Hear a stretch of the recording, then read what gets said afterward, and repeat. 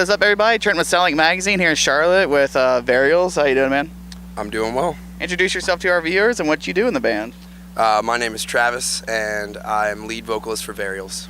All right, sweet. So you guys have had an interesting come up and everything. You know, we were just talking before this. You know, saw you guys a couple of years ago with like Knocked Loose and Adalia, and then with For the Fallen Dreams this year and stuff. And it's interesting about the Knocked Loose things because they got signed and now they're blowing up. You guys got signed. Now you guys are on the come up as well. So on that tour? Did you guys ever feel between your two bands there's something special going on there that one day like something like this would happen? 100%. It's funny you say that because like when we were on that tour, well, let me backtrack. There's a lot of bands or a lot of people that come up to me and like will say like compare like us and Knocked Loose or us and other bands and stuff like that. But there definitely is like a new heavy metalcore-ish wave of bands coming out like us, Knocked Loose, Kubla Khan, fucking Jesus Piece, in my opinion, Left Behind. Like it's just the new wave. In my opinion. Yeah, and Code Orange, like today or yesterday, played like WWE's Next Thing or something. Yeah, that was crazy. So, you know, a lot of people have, known metalcore and, a label like Fearless, for example, for, bands like Motionless in White when they were on it, that style of metalcore, you know what I mean? So what's it like coming into it like a quote unquote mainstream label, even though they're, Fearless is not like Columbia or anything, but but for this genre, they're a mainstream label. So what was it like coming into that and how that process of you guys getting signed to them come about? Well, the A&R rep that actually like signed us and stuff, he's our age. At the time, he was the only one working there, I think, that was doing A&R.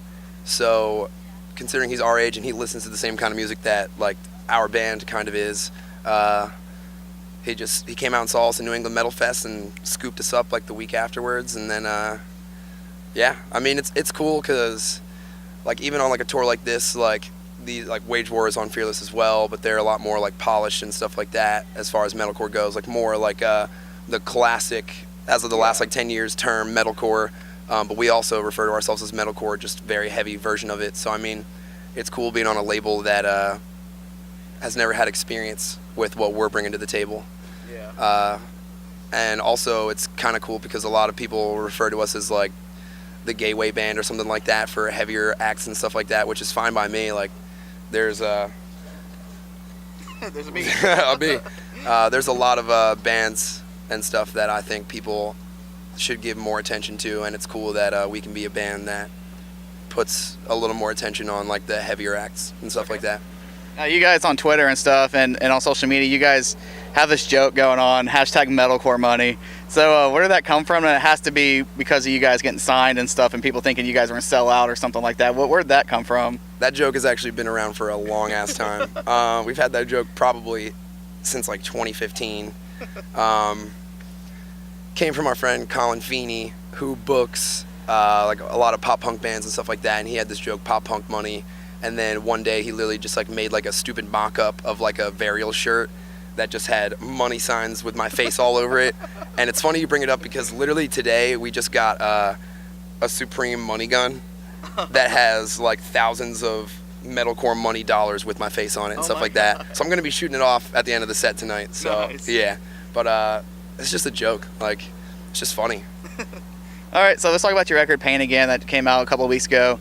Of course it's heavy, you guys sound great on it, but one thing that stood out to me that I usually don't catch because I don't really play anything are the drums, and especially the snare. The snare is crisp, it's very tight, and it sounds very nice. So how did you guys go about with production-wise with this, of keeping that, heavy, raw sound, but yet making it sound, not polished, but clean and crisp? Somewhere in the middle. Yeah, somewhere in the middle. How'd you guys go, like, toting that line with this record? All right, so the dude we went to record with, his name is Josh Schroeder. I've personally wanted to go to record with him my whole life because he did the Pale Horse by Legend. He's done a bunch of For the Fallen Dreams stuff. He did 2x4's or their last EP before they broke up. So I mean, I already knew that eventually, if I ever had the chance, we were going to go to him. But it's funny you mentioned the snare because that's actually a Black Beauty snare, which is like the same snare that Deftones uses all the time. Okay, and we love Deftones. But I mean, he also kind of didn't really have experience with like our field of this heavy metalcore sound and stuff. So we kind of met in the middle with what he's used to and what we wanted, and I personally think it came out great. Like every single thing. He's also a wizard when it comes to making tones. Like there was a point when he would be editing drums, and he would like start the song, and you could see the marker going, and he would just be going like crazy, typing fast, like live editing the drums while the song was playing. Oh, like he's incredible. That's insane. But yeah, we're also very like gear savvy and stuff like that. So we went in there showing the producer a couple of tricks, and then him being the amazing producer that he is was also like, well, you could also do it like this. Okay. And then we kind of blended the two together. All right, awesome. So you're on tour with Wage War and Gideon and stuff. Where are you guys going after this? What's the rest of 2017 look like for you guys? We're off for a little bit, considering today's the last day, and then we have something coming up the end of this year, and then we're working on some stuff for early next year too. Okay. But nothing officially announced yet. Okay, awesome. So I got a fun question for you. We always close with this question for the most part and stuff, and it's sort of like our trademark here. So if you could hang out with, date, marry, or do anything you wanted to with Taylor Swift and she wrote a song about you, what would that song be called and what would it be about? Usually I hate these kinds of questions, but I will let it slide. The song would be called "Why Does Taylor Swift Always Date a Guy and Then Write a Really Mean Song About Him Afterwards." That would be the song. You wouldn't talk about counting your metalcore money or anything? No. Every single song she ever writes is because she dated a guy that was too nice for her. Okay. And then she breaks up with him and then writes a hit song about why he's a douche. So. All right, awesome. Well, thanks for probably happened to me. Yeah. All right, so thanks for talking to us today. I'm Trent with SoundLink Magazine, hanging out with Varials today. Thanks for watching, everybody.